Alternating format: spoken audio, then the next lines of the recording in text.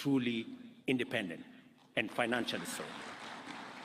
I think that is an aspiration, and that is a concept that I share, and we will work with the necessary stakeholders and institutions to make sure that the Senate provides the framework for the independence of our county assemblies so that they can have their independent votes. I know a matter has been also raised about salaries and allowances. That is a very difficult one, I must admit, because the balance is between increasing the salaries of those of us who have jobs or creating opportunities for the 4 or 5 million who do not have a job. That is the conversation we must have. So it is quite a balance, you agree. So hapo iko kizungumkuti kidogo na tutaongea. What I want to promise you is that we are going to work with all the institutions, because I have requested SRC to give us a proper advisory on the matters of salaries and wages. It is a subject that, as a country, we must confront. We must know that from the president to the assistant at the office, we all work for the people of Kenya. We live in the same country. We take our kids to school. We provide for their upkeep, provide for their food. We pay the hospital bills, all of us. And therefore, pay must reflect the fact that we all serve the same people. And we have come to discover, for example, that there are people who have awarded themselves salaries. People in some parastatals, people in some other institutions who earn more than the president. And you ask yourself, what is this job this fellow is doing? That is so, so there is a conversation we are going to have.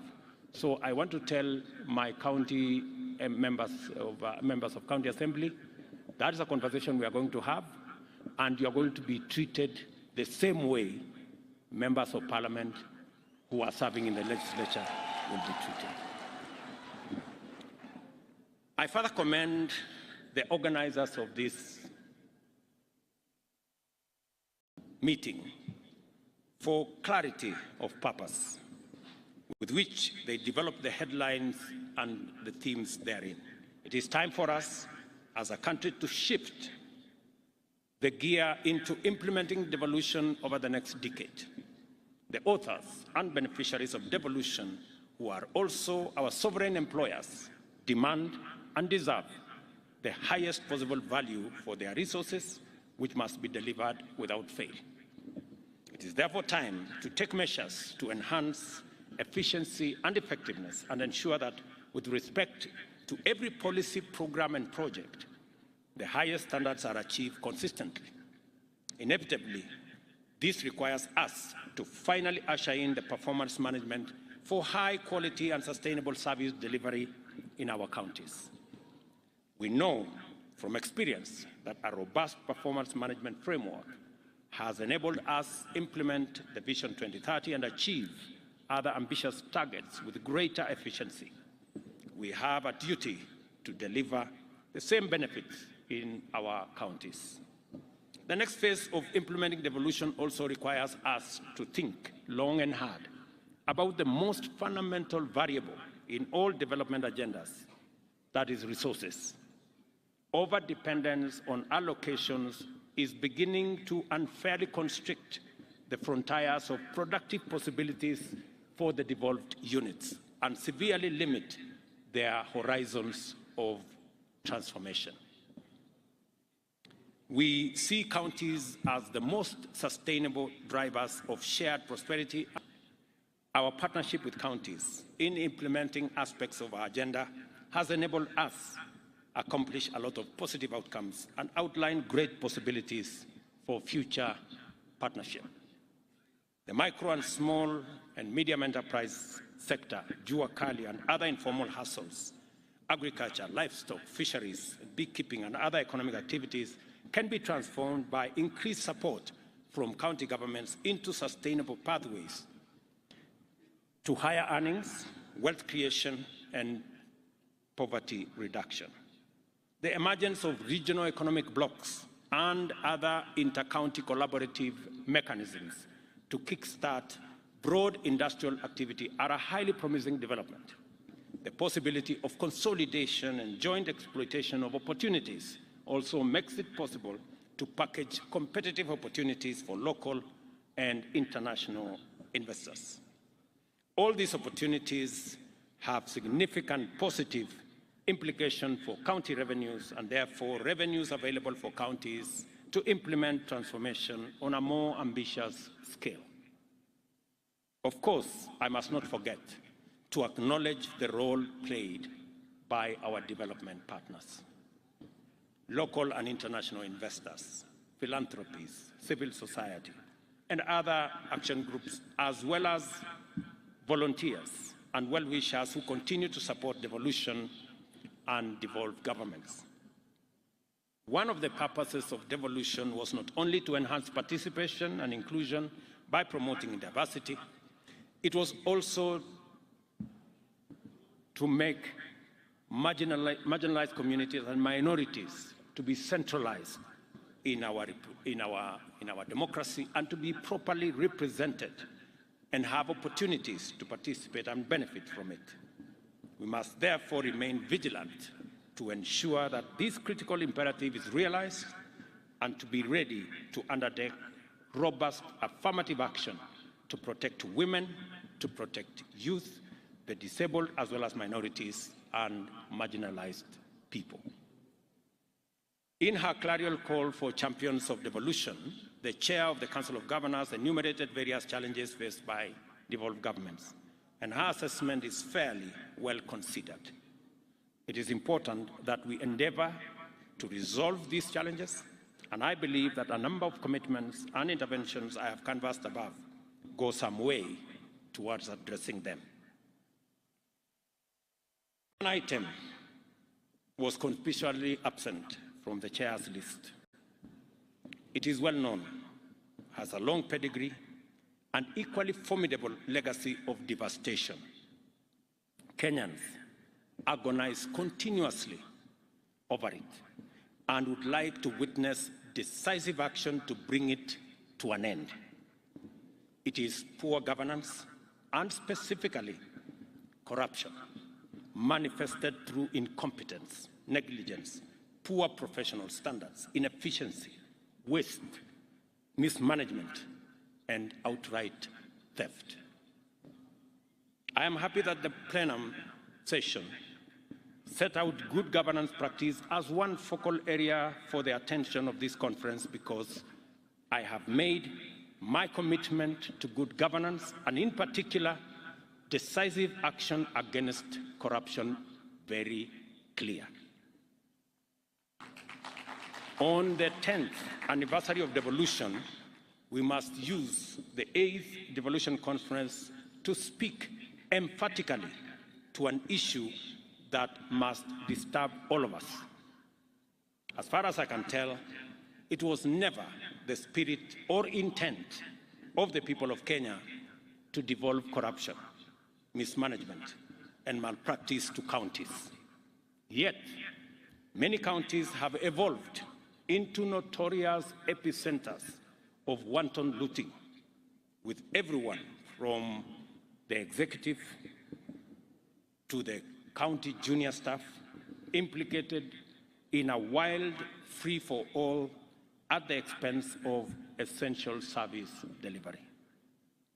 Many innocent Kenyans are victimized, undeserved, or altogether neglected on a daily basis because of this devolved criminality.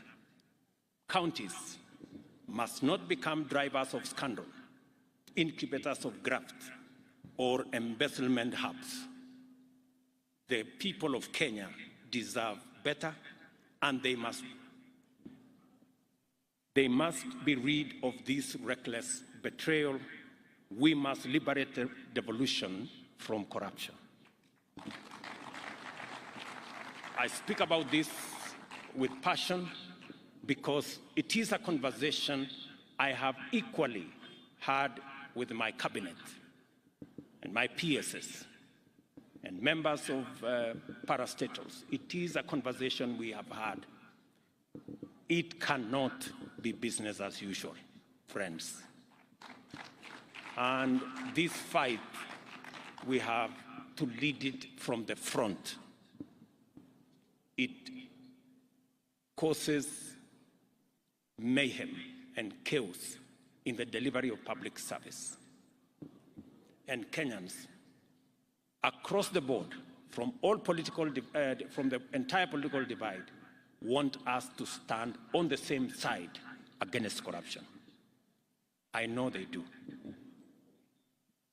For this reason, we shall treat corruption at all levels of government as a high priority law enforcement issue requiring expeditious and decisive response.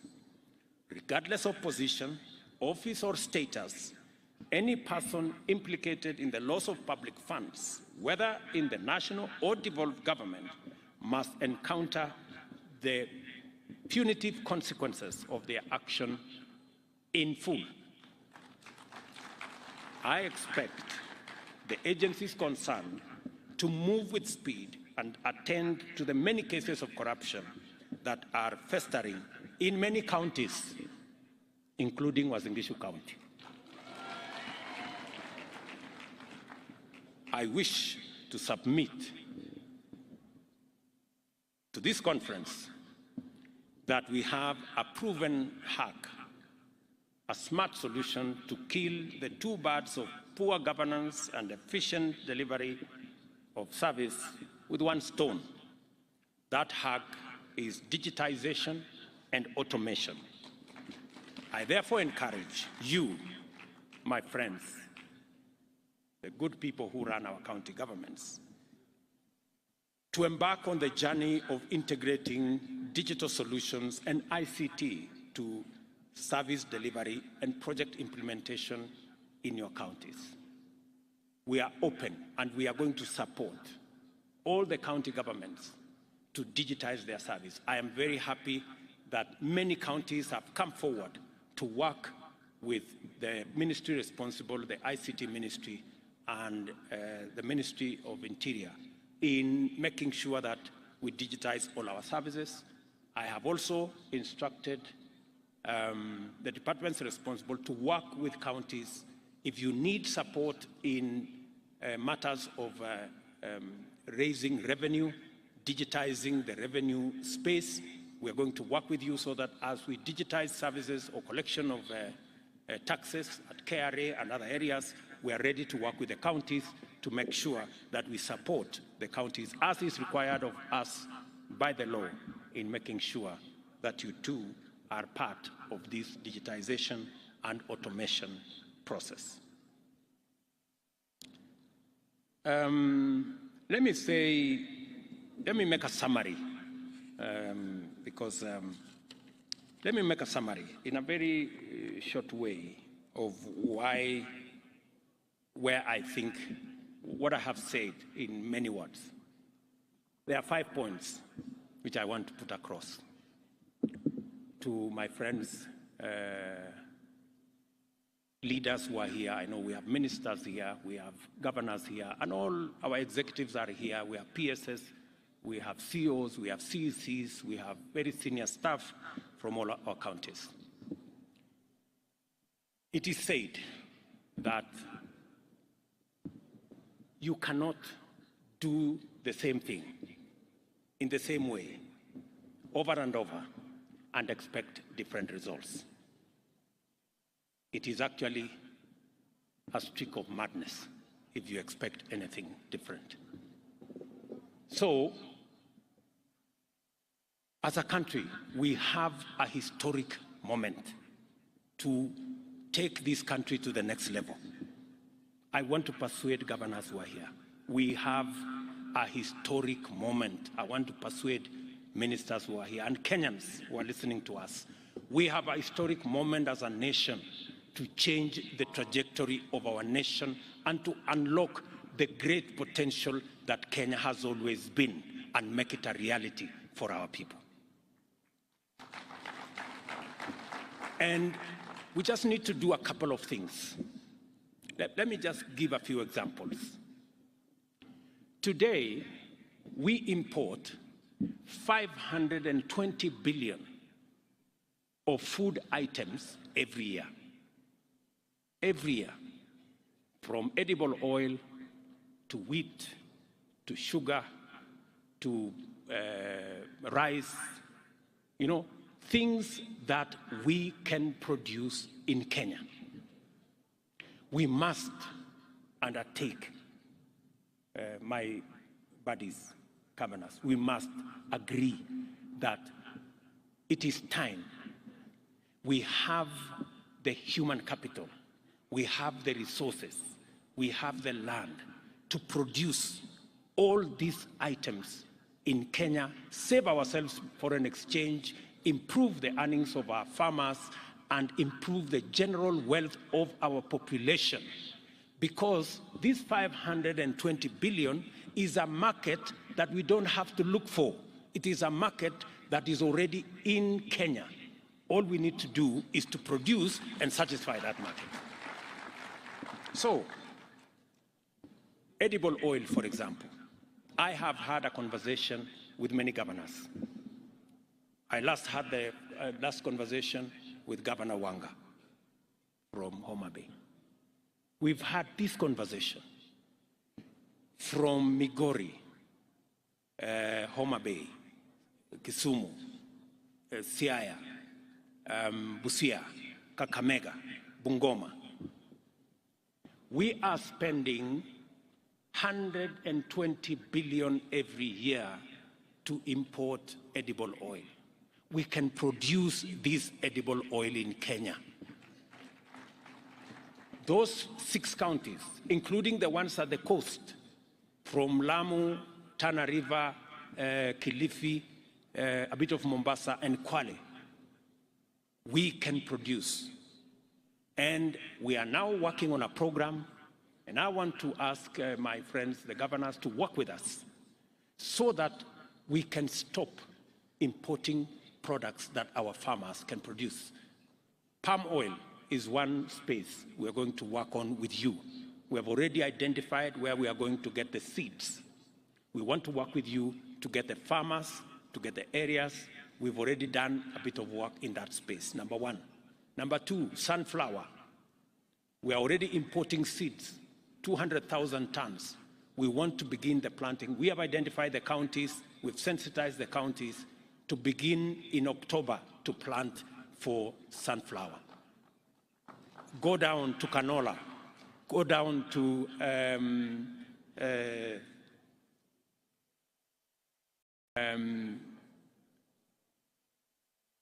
sesame in Busia. Go down to,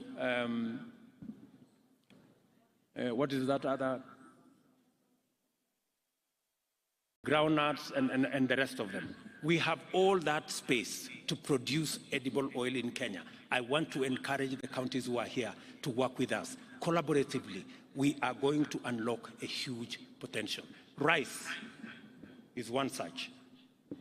We have 120,000 acres in Tana River. We have an extra 20,000 acres in Kirinyaga. We have almost 20,000 acres in Busia. We have another 20,000 acres in Ahero. We have almost 30,000 acres in Kucha. I think that must be in Migori. With 200,000 acres, we can produce 800,000 tons of all the rice that we today pay 70 billion shillings every year to import.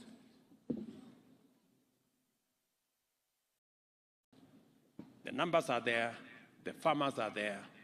We have what it takes to do all that. Let me also say something about sugar, which we are sorting out, cotton, which we are already disputing, seeds, livestock. We have 650 milk coolers that shortly we will be distributing to counties to support our dairy, make sure that dairy and milk is of the quality that gives us more money. The whole space about leather and meat and what we are doing in that space. Good people, we must stop importing these 520 billion shillings every year that our farmers can produce in Kenya, and we need to work together to make sure that that's not what happens. Number two, we need to agree on being deliberate and intentional about creating opportunities for our young people to find jobs and work. You heard my elder sister Meg, what she said here.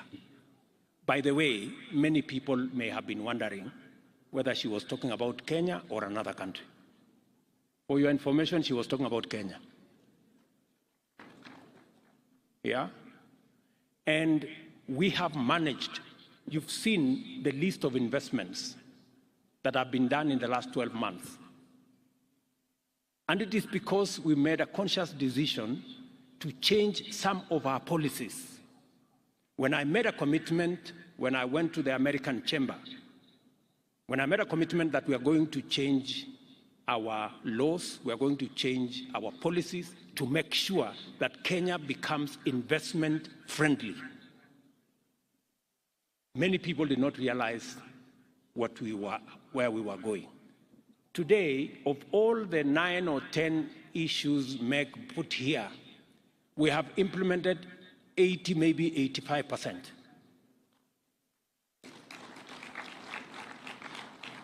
We are remaining with 1 or 2, which take a bit longer.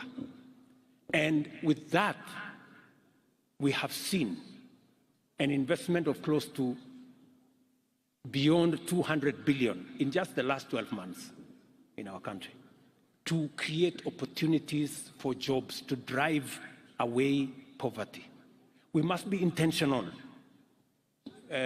my governors. We must be intentional about creating opportunities for young people in Kenya, for Kenyans to have access to work. That is why we are rolling out housing. And I am very happy we have a partnership with counties on matters of housing, because our intention is to create 1 million jobs from our housing plan. Number two, we are targeting, because when you heard the American ambassador say companies are giving accounts, witness accounts, that our Kenyan workforce, human capital, is the best globally. We must be deliberate about how do we harness this world-class human capital to drive our economy and to drive our progress. How do we do it? Number one, we made a conscious decision this year that we are going to invest more in sharpening that human capital by investing more in education.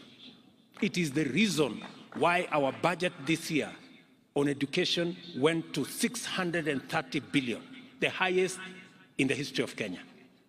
Because that human capital cannot become what it is unless it is sharpened using training, education, knowledge acquisition. It is the reason why we have hired 56,000 teachers. It is the reason why we have changed our funding model so that we make sure that it delivers much more accurately on the aspirations that we are looking for, on the skills that we are looking for. But we must be intentional about, as we invest in education and training of our human capital, we must be intentional on when they leave school and college and university, we must also be intentional on job creation. And for the first time, that is what we have done. We have been intentional. That is why we have the housing fund, so that we can generate 1 million jobs using our housing plan, number one. Number two, that is why we are intentional about digital jobs. You heard the earlier presentations here. We intend to create another 1 million jobs in the digital space. That is why we are going to be investing in at least an ICT hub in every ward. I want MCAs to listen to me. You must demand where is the ICT hub for your ward. We are working with the members of parliament. We are working with the ministry so that we can have 500, 1,000 young people around our ICT hubs for digital jobs. We have huge opportunities for digital jobs. Number three, and before I go to number three, I have also asked our friends, the county governors, that we also want to tap into the vocational training centers under the county governments. We want the vocational training centers to be also hubs of ICT. We would want to invest in at least an ICT hub in every vocational training center, so that again, we can train more, we can use technology, so that this world-class human capital we have can work for the globe. Number three, we are working on making sure that this world-class labor we can export. And I want to thank many countries that have given us opportunity to export our labor. I have given very clear directions to my dear sister Florence. She knows what she must do for us to at least get 1 million exports of labor from Kenya. 1 million jobs. In our manifesto, we made a commitment that we want to increase our remittance from diaspora from $4 billion to $10 billion. That is 1 trillion shillings. That is going to be an opportunity for us to create jobs. And finally, on matters job creation, we have advertised, I think, the first 14 county aggregation and industrial parks. We have already gazetted, I think, 5 special economic zones. It is one of the conversations we had with the American Chamber of Commerce. You just heard the opportunities. The American market alone is expecting more apparels from Kenya. That is why we are establishing a special economic zone in Busia, in Eldoret here, in Naivasha, in Dongokundu, in Sagana, in Del Monte, down there, and we are looking for additional land so that we can increase the scope of our exports into the globe. We have huge markets waiting for our products out there. Those are areas of job creation. You just heard that with the little intervention we made, there is a new investment in Athi River that will create 20,000 jobs. These are opportunities, and I really want to have a conversation with our county governments so that they too can take up and pick up these opportunities and drive them. I wanted to say this. We must be intentional, we must be deliberate about creating opportunities for Kenyans to work so that we can improve their incomes and we can drive our progress. Number three, partnership. My friends, governors, I'm really asking the national government. In this national administration, you have a partner and a friend. We have no intention whatsoever to take over any county function. We have no intention, and I want to say on this platform, all we want is to support the county governments. For them, we want to help, because the success of every county is the success of Kenya.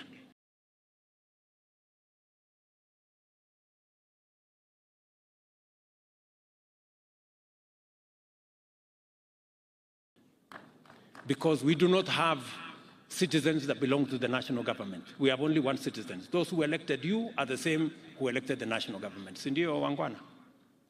So hapo ndio mimi ni. So issues like UHC, we want to work with you. Community health promoters, we have already agreed on a formula. We are going to equip them as national government.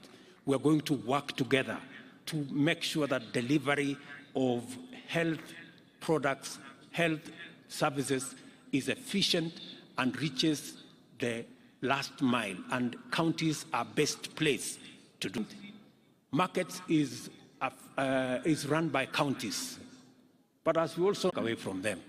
So I have to build these markets. And we intend to build 400 markets. And I'm looking for a partnership with you so that if you want to improve on the design, I am ready.